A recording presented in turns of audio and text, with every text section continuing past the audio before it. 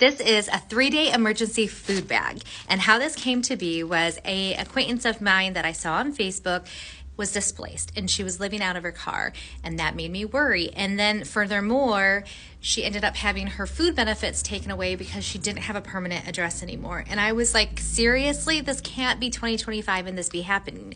So I saw that need and I went to my church and I said, this is what I'm seeing. There is a need for something like this. And so One Sheep Ministries, which is a ministry out of my church, is so involved in the community, and they said, you got it. So what is included in here? Let's find out. So the goal was to give them 3 days, breakfast, lunch, and dinner with water and stuff. So that way they could get their feet on the ground while they're figuring out their next move. Literally their next move. So we have bags and bags of food. Some is lunch, some is dinner, some is breakfast, but we've got multiple packs of tuna, like all stuff that does not require a food opener or anything like that. We've got all these bags. I'm just gonna keep pulling them out because I am so excited about them all.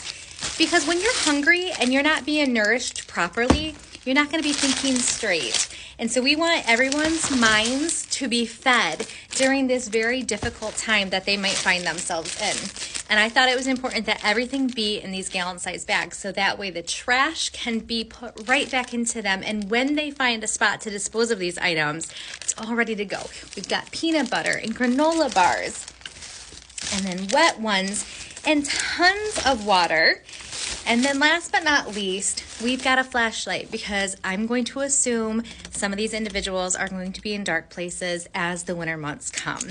So we have a flashlight. Wow, that was really bright. But we want to be the light for the people who are struggling in a season of their life. So the least we can do is help them out and make sure their bodies are nourished, so their minds are thinking straight, so they don't stay in that position long term.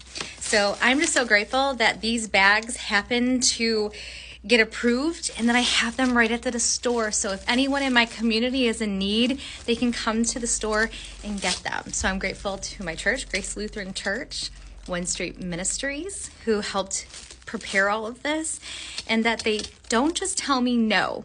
They listen to my request, they hear the need, and they find a solution. And that's good for everybody.